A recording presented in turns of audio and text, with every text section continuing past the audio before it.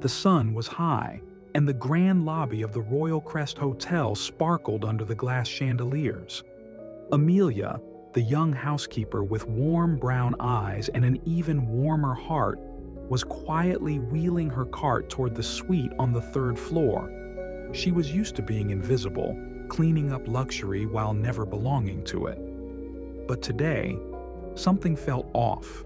She'd been assigned to a room she'd never touched before, Suite 307, occupied by a spoiled guest whose complaints echoed through the staff radio like thunder. As she reached the suite, the door flung open before she could even knock. Out stepped a trio of girls dressed in designer clothes with smirks stretching from ear to ear. Without warning, the tallest one popped the tab on a can of Coca-Cola and poured its contents over Amelia's neatly pressed uniform. The cold liquid soaked her from shoulder to waist, dripping onto the marble floor. "Oops," one of them giggled. "We thought housekeepers liked refreshments." They burst into laughter as they strutted past her, leaving a sticky mess and a stunned Amelia behind. Amelia stood frozen, not because of the soda chilling her skin, but because of the humiliation. The security cameras had seen everything, but the guards didn't budge. She slowly reached for a towel from her cart, her trembling hands wiping the fizzy remnants of cruelty off her uniform. What she didn't know was that someone had been watching from the end of the hallway, someone who wasn't supposed to be there and wasn't going to stay silent. Behind a glass wall on the same floor, hidden behind a private maintenance door, a young man named Jalin had witnessed it all. He wasn't hotel staff, at least not officially. His older cousin, a technician, had let him tag along to learn about the building's electrical system for his internship.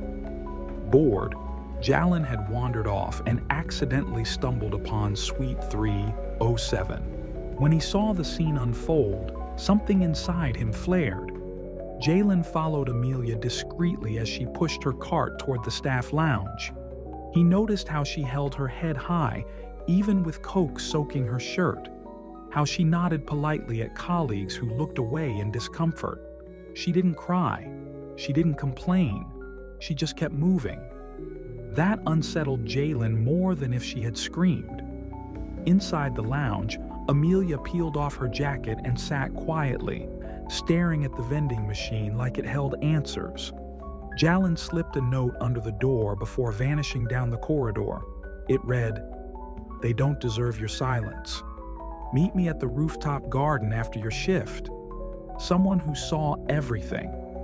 At first, Amelia thought it was a prank, another joke, another humiliation. But curiosity nodded at her all day. She kept thinking about those girls, how easily they laughed, how confidently they walked, knowing no one would stop them. When her shift ended at 6 p.m. sharp, she climbed the hidden staircase that led to the rooftop garden, a place usually reserved for VIP guests and events. To her surprise, Jalin was already there, waiting with 2 bottles of water and a brown paper bag. He looked up when she arrived and gave a nervous smile. "I didn't know how to say hello after what I saw earlier," he said, "so I thought food might help." Amelia hesitated, but sat down across from him, unsure if she was safe or just walking into another mess. They talked. Jalin didn't ask personal questions. He didn't pity her either. Instead, he told her that he had captured everything on his phone. "If you want to report them, I'll back you up," he offered. Amelia stared at him, her eyes narrowing. "And why would you care?" she asked. He looked down. "Because what they did looked like something done to my mother once. She was a janitor. No one stood up for her either. I regret that I couldn't. But I can do something now." Amelia didn't answer him that night. She simply stood and walked away, leaving the bag of food untouched. But her mind didn't stop racing.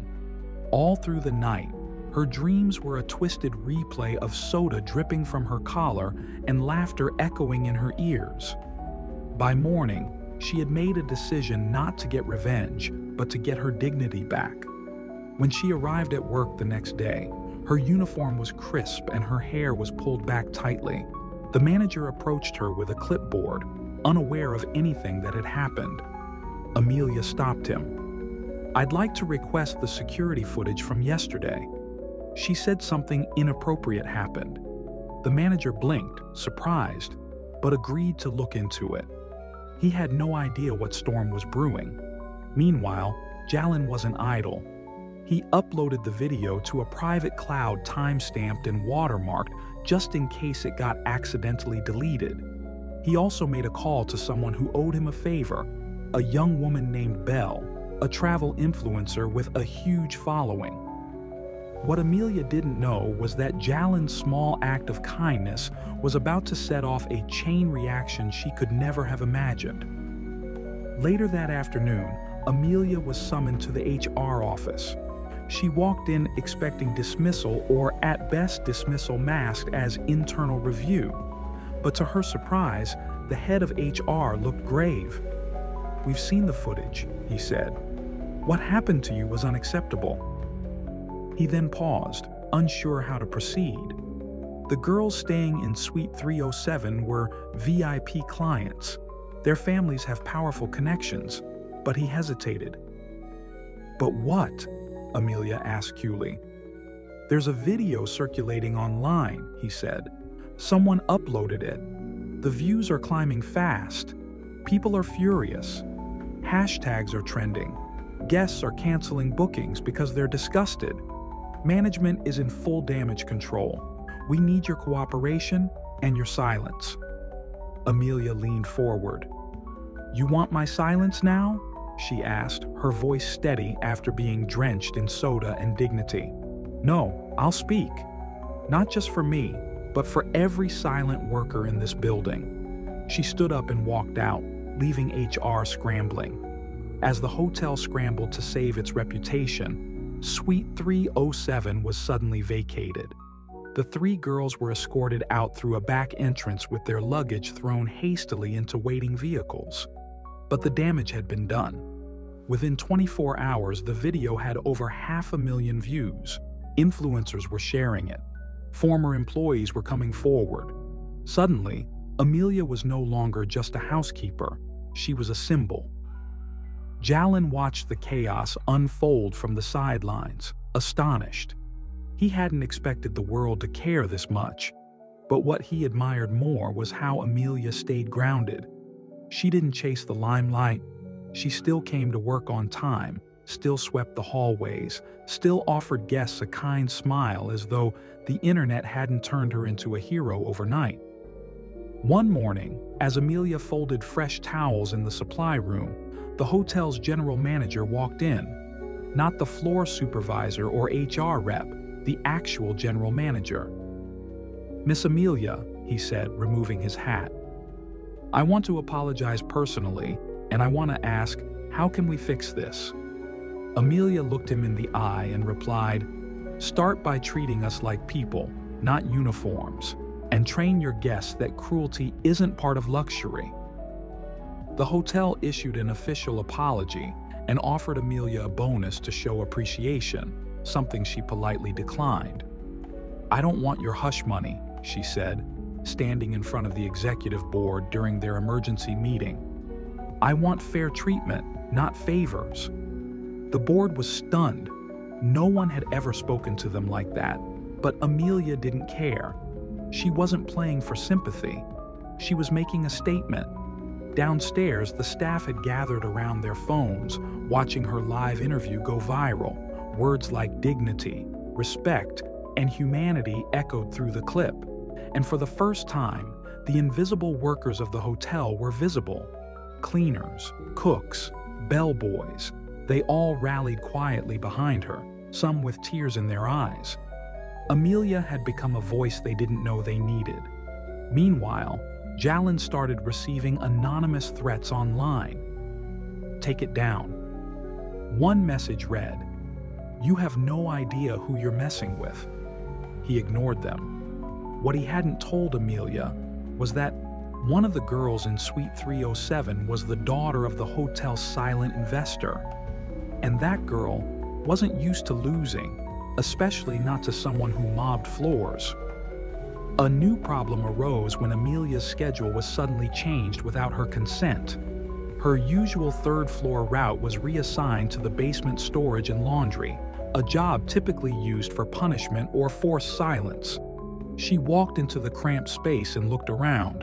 No windows, no fresh air, just bags of sheets and heat. Someone was trying to dim her. Instead of complaining, she turned the room into her sanctuary. She organized the entire laundry system, labeled every shelf, and created a clean, welcoming space. The other workers began stopping by just to see how she transformed it.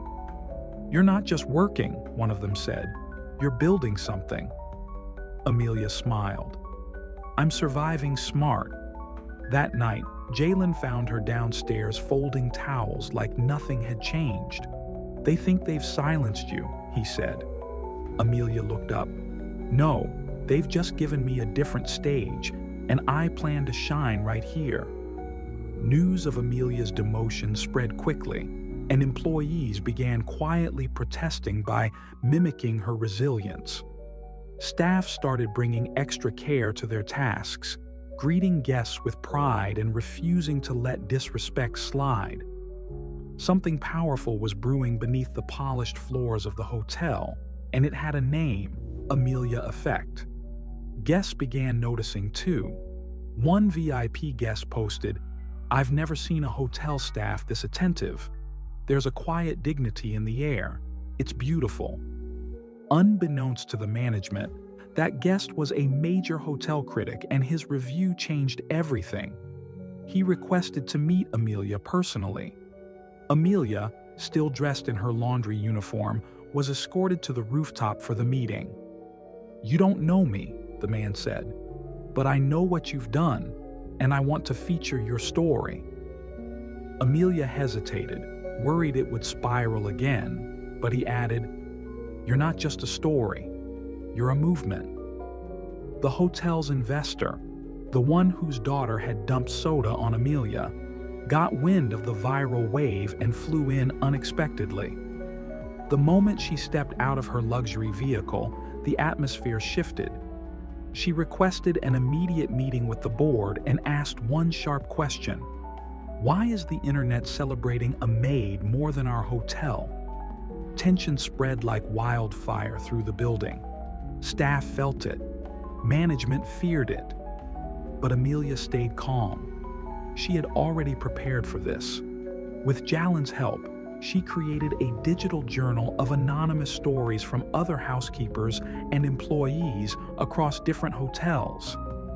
It was titled, "Behind the Doors, We Clean." When the investor demanded Amelia be fired, the board hesitated. "It'll make things worse," they argued. "She's not hurting us, she's elevating us."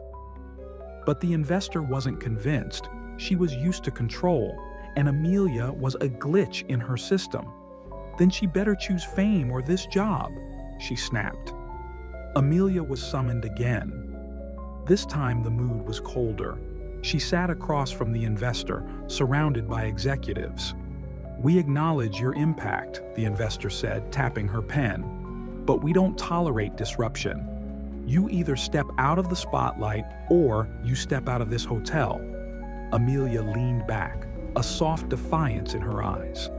"Then I choose neither," she said. "I'll do my job, and I'll continue to speak the truth. And if this hotel can't handle that, it says more about you than it does about me." The room fell silent. Even the investor blinked in surprise. "You've got nerve," she muttered. Amelia nodded. "And integrity."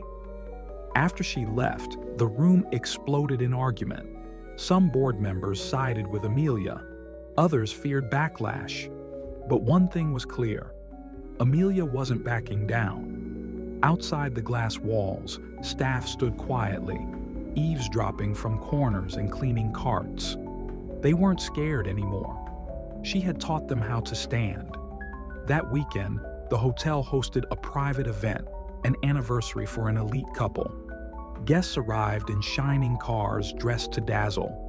Amelia was assigned to refresh the powder rooms, a job she accepted without a hint of protest. As she worked, she overheard something strange. Two of the guests were whispering about the hotel mate who went viral. One of them laughed. Imagine being famous for getting drenched in coke. What a joke. Amelia emerged quietly from the stall holding a basket of folded towels. She looked them in the eyes and said, "Better to be known for surviving shame than living without a conscience." The women went silent. As Amelia walked away, another guest who had been listening pulled out her phone. "That was brilliant," she whispered. "People need to hear that." And she posted it.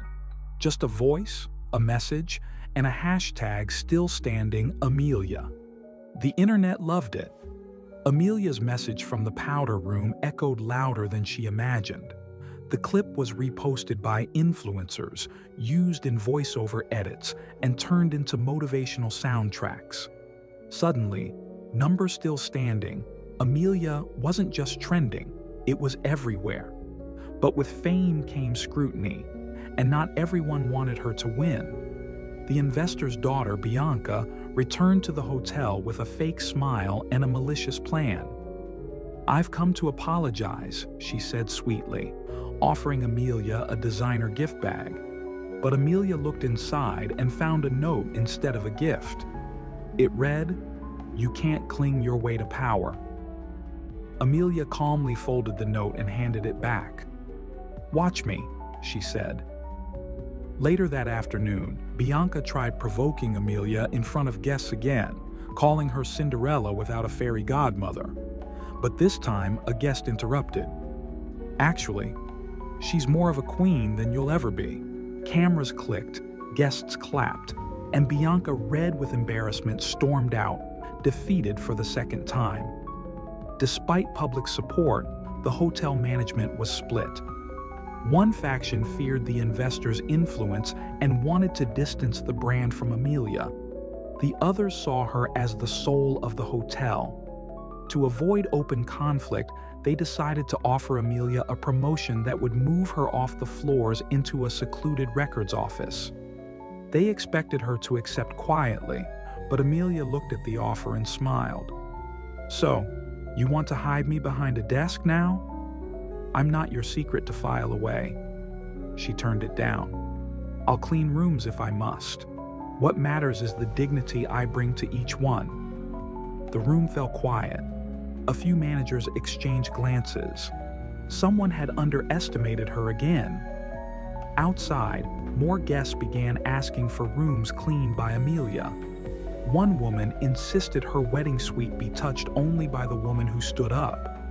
Slowly, the hotel realized they couldn't push Amelia into the shadows. She had become part of the experience, an icon of honor in uniform. One day, while polishing the floors near the spa, Amelia noticed a young girl crying in the lobby. She approached gently, offered her a tissue, and sat beside her. "What's wrong?" The girl whispered that her parents were fighting upstairs and she felt invisible. "I know that feeling," Amelia said softly, "but you're not invisible to me."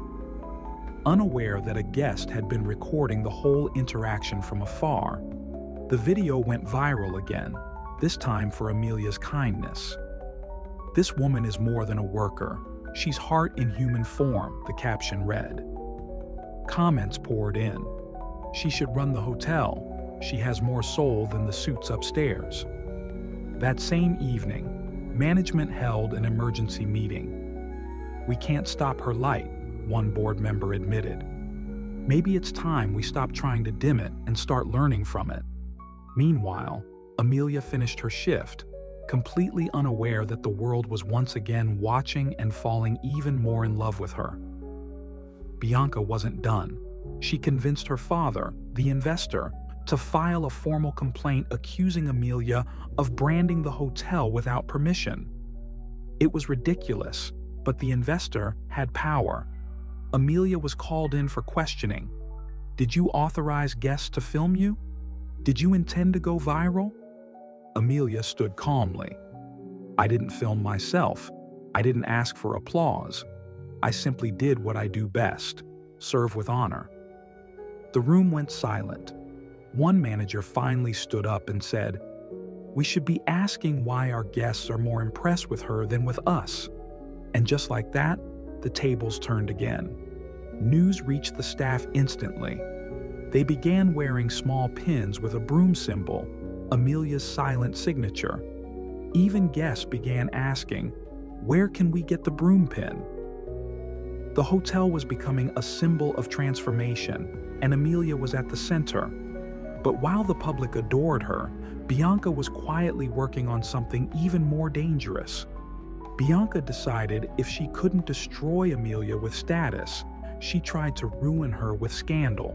She paid a man to pretend to be a disgruntled ex and spread lies that Amelia had faked everything for fame. He released a video claiming he had helped her plan everything from the soda incident to the viral interviews. For a moment, it shook the internet. People began to doubt. Comments turned cold. The hotel was flooded with calls demanding to know the truth. Amelia sat quietly in the break room, her hands trembling. "I never even met that man," she whispered. But doubt is louder than truth in the beginning. Jalen sprang into action.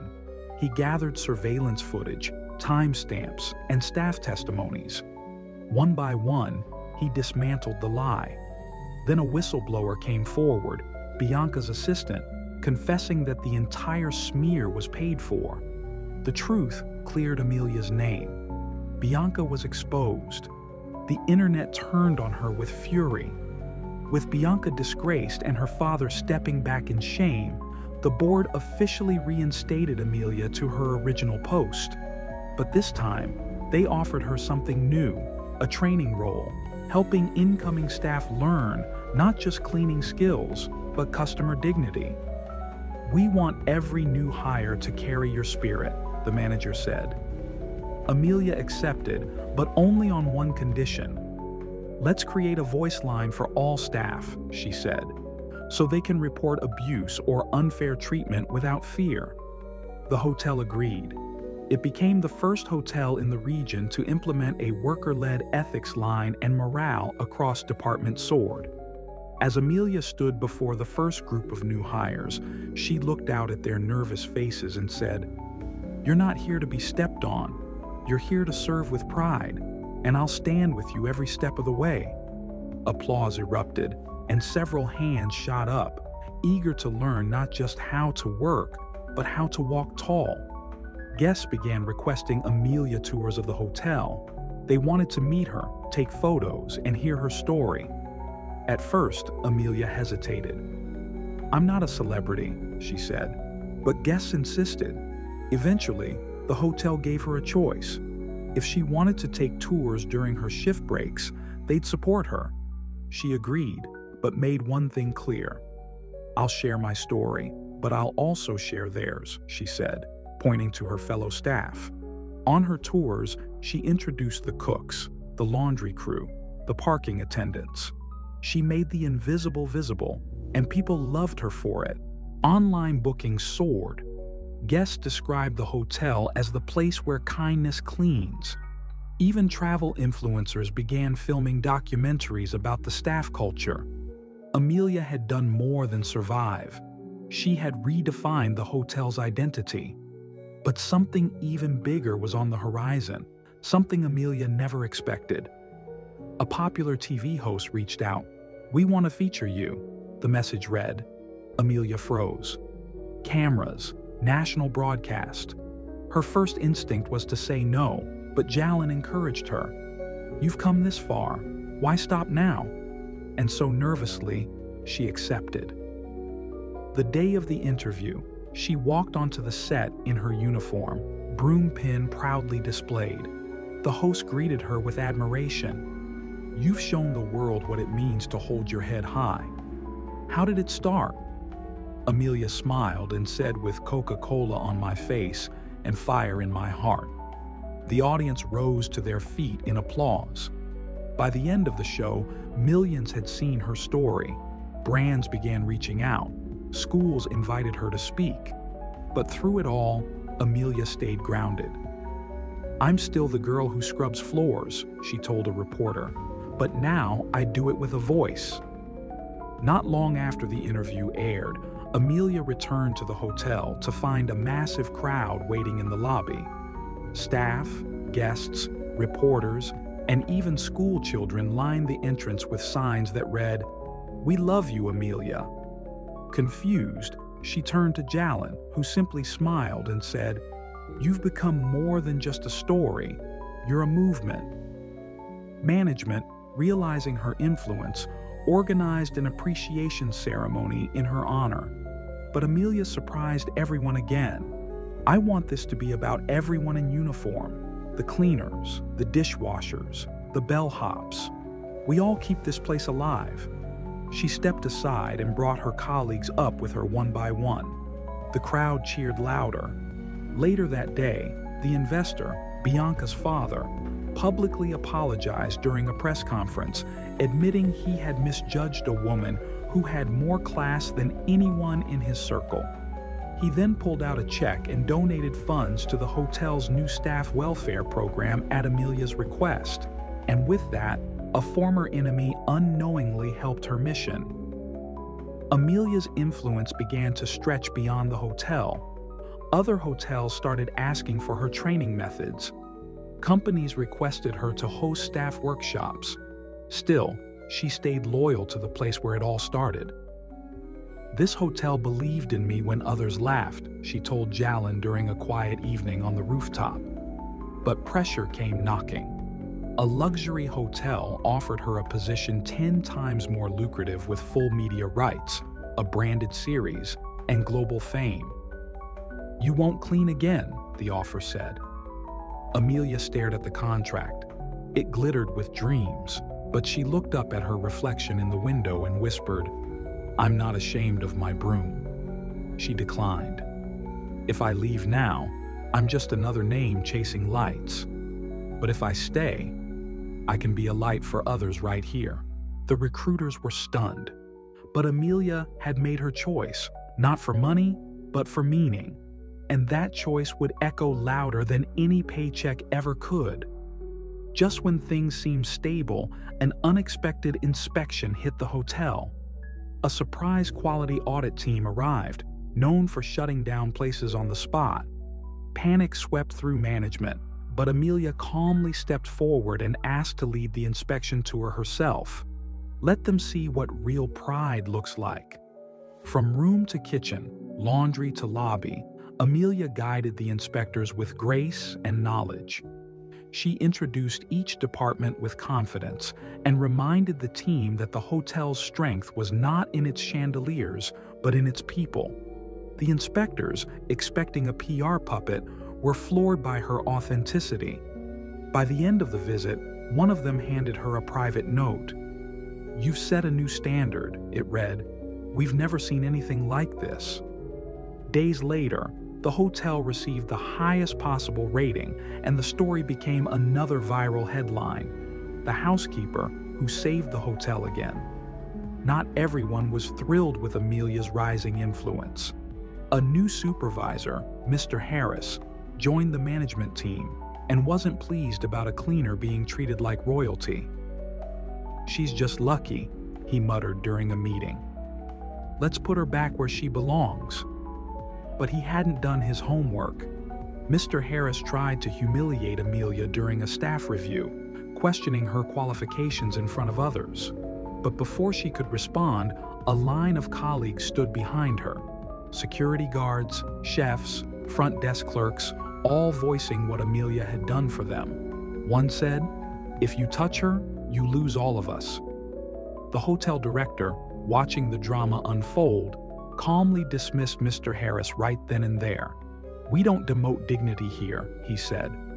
As Mr. Harris stormed off, Amelia whispered to herself, "The higher you climb with humility, the stronger your roots become." An idea began forming in Amelia's mind.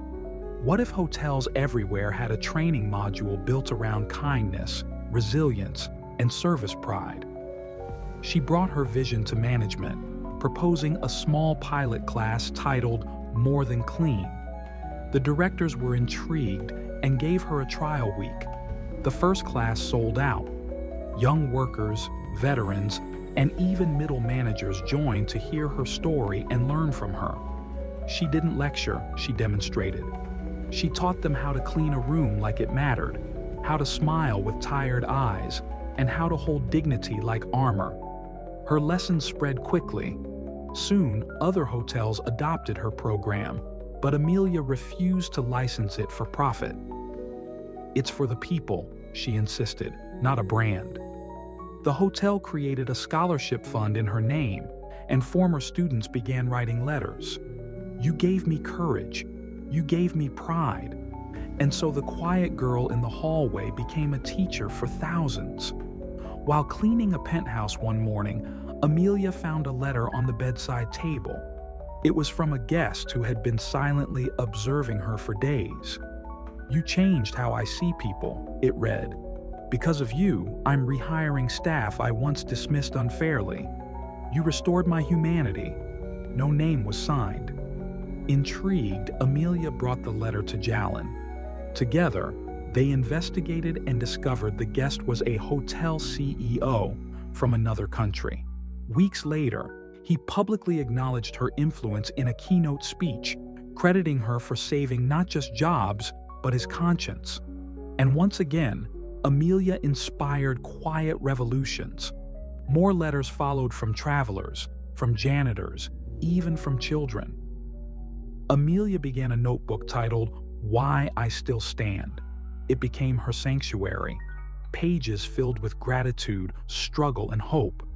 She never asked for attention, yet people kept writing, because Amelia had become something rare, real. A luxurious event was planned at the hotel to celebrate its anniversary. The board invited top influencers, celebrities, and elite clientele, but it was Amelia the guests wanted to meet. When the host asked who should give the keynote speech, the entire room answered in unison, "Amelia." Nervous, she stood before the glittering crowd in her uniform, polished shoes, crisp apron, and her broom pin glowing like gold. She began simply, "I used to think my job was to clean behind people, but now I know my real job was to walk beside them." The room went silent. Then applause thundered. No one had spoken with such quiet power before. Guests lined up for photos, not with the executives, but with the housekeeper who had swept more than floors. She had swept hearts. One reporter captured it best. "Elegance isn't in gowns, it's in courage." Amelia's final shift came on an unexpected day. She received a call that morning from management. "We're promoting you," they said. "Not to take you away from cleaning, but to give you a new title, Director of Human Spirit and Guest Experience." She paused. "That's not even a real title," she joked. "It wasn't," they replied, "until you made it necessary." Her role now combined staff training, guest interaction, and internal wellness. She would still wear her uniform proudly, but now she also had an office, a team, and a legacy to build. As she packed her small locker that evening, she left behind one thing. A pair of well-worn gloves hung neatly above her old cleaning cart. A sticky note was attached. "Leave this cart ready. The next legend may need it." Years passed, and Amelia's legend continued to grow. Books were written, documentaries filmed, but she remained grounded. "Don't call me a hero," she often said. "Call me a reminder." Under her guidance, the hotel became a model for hospitality excellence, but more importantly, a symbol of respect. On one particular afternoon, Amelia returned to the hallway where she once stood alone, covered in Coca-Cola, drenched in shame. It was quiet now, beautifully lit, with a golden plaque on the wall. This is where dignity began again. She stood there in silence for a moment, touched the wall gently, and smiled. Then she turned to see a young cleaner struggling with a heavy cart. "Need a hand?" Amelia asked. The girl blinked in surprise. You're her. Amelia grinned. No, sweetheart. I'm just one of you. One bright morning, the hotel hosted its annual Unity Day, a celebration Amelia had started.